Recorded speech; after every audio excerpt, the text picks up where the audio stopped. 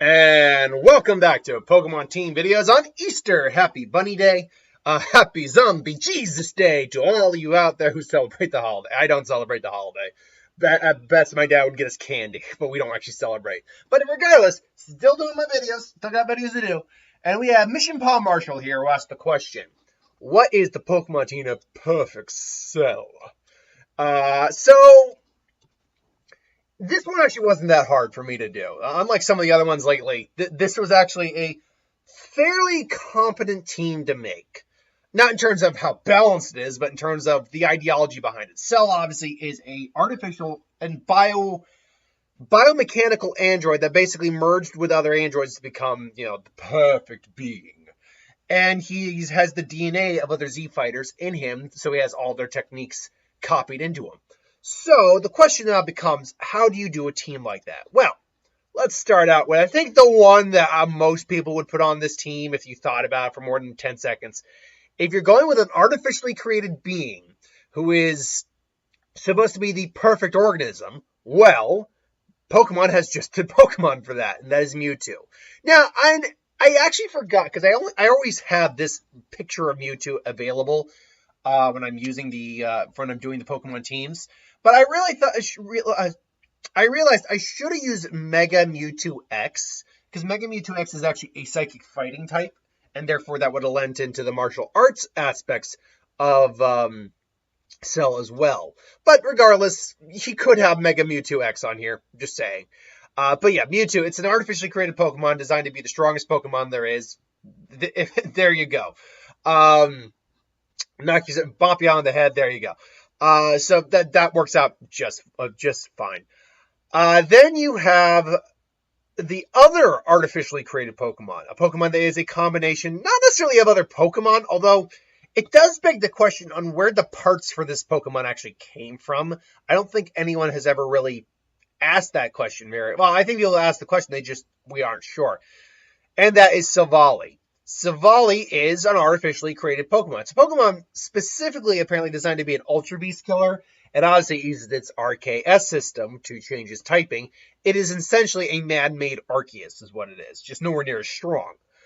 And again, Cell being an amalgamation of other Z fighters, other warriors, other DNAs, makes 100% sense that this would be a Pokemon that would be on a team he would have.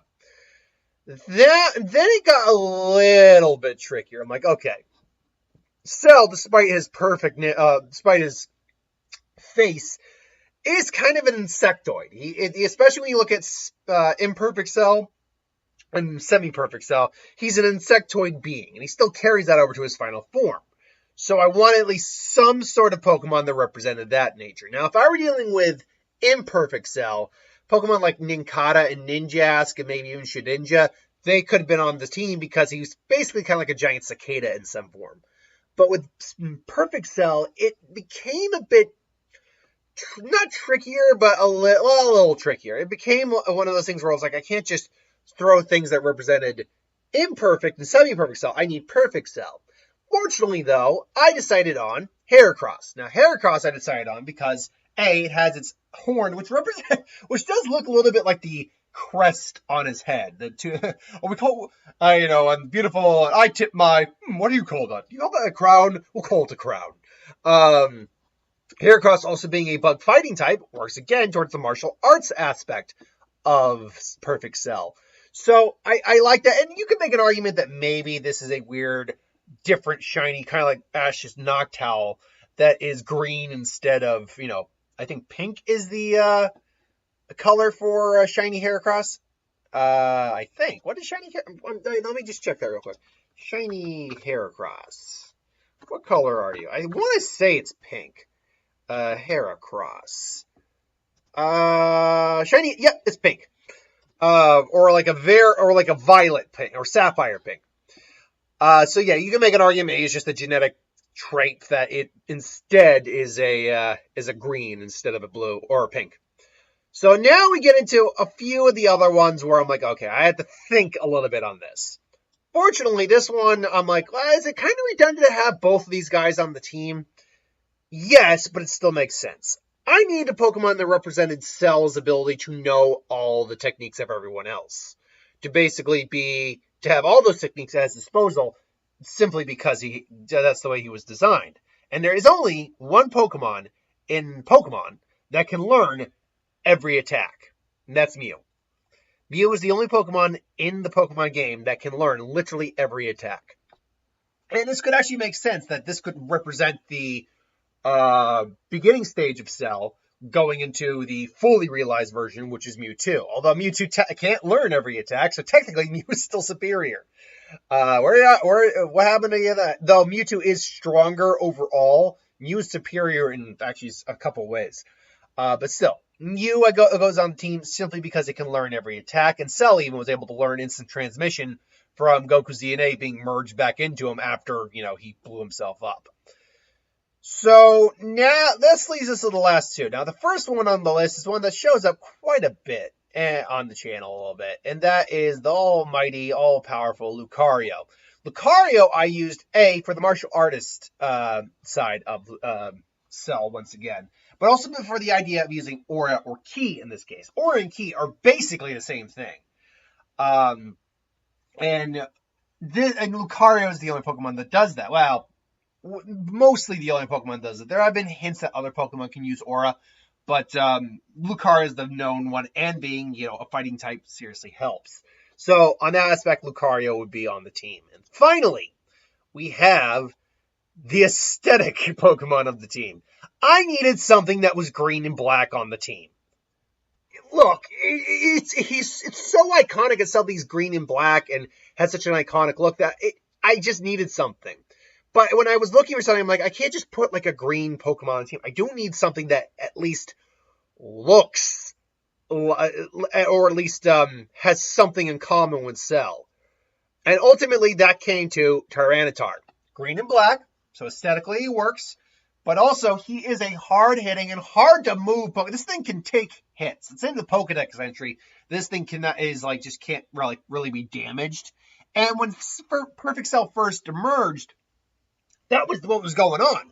No attack that was hitting this guy was ultimately doing anything until Vegeta basically did a Final Flash and did finally manage to injure him. Basically, the equivalent of like a Hyper Beam.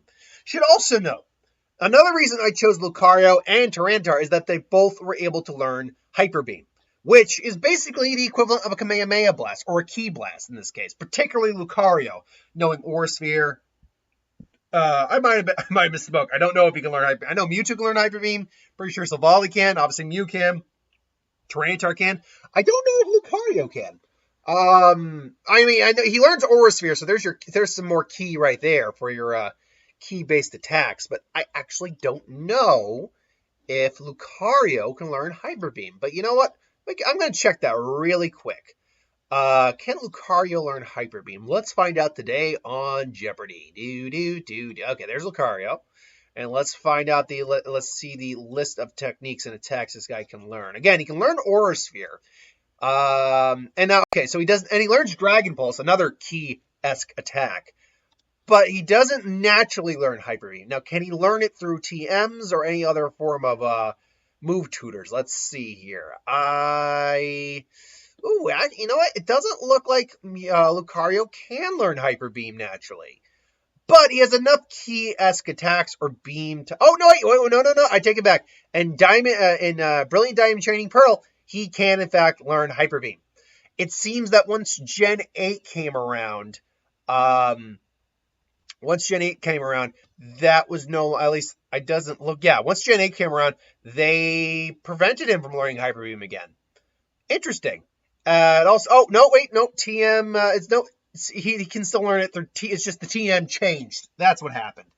The TM number changed for Hyper Beam. That's why I couldn't find it. So yes, Lucario can learn Hyper Beam, which is works even better for it. I think the only one on this team who can't do it is Heracross, honestly. And even then, Heracross can still learn its own bevy of attacks.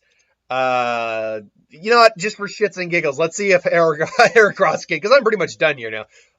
Let's see if Heracross can learn Hyper Beam too, just to round out that everyone on this team can learn Hyper Beam and just contribute to that. Yep, no, never mind. Heracross can learn Hyper Beam. So everyone on this team can learn Hyper Beam, so therefore everyone here has a key attack. So there you go, perfect. End all be all, story's done. But yes, so this is my personal team for Perfect Cell. We have Mewtwo to represent the perfect life form being created in the lab, plus obviously all of them learning Hyper Beam. We have Mew learning all the attacks, similar to how Cell can learn just about anything or know just about anything through, process of creation. Silvally to represent, again, the amalgamation of different components to make one organism. Lucario to represent the whole idea of ki and the martial arts stature, as well as Heracross representing that. And Tyranitar to represent kind of the sheer power and immovability of Perfect Cell, particularly when he first came on the scene. So that, everyone, is Perfect Cell's Pokemon team. Tell me, did you enjoy my team? It's so perfect, isn't it? Or was it not perfect enough? How would you make it more perfect? Put it in the comments below and let me know. Until then, thanks for watching, and I hope you enjoyed. Like, comment, share, subscribe, and we'll see you next time. Goodbye.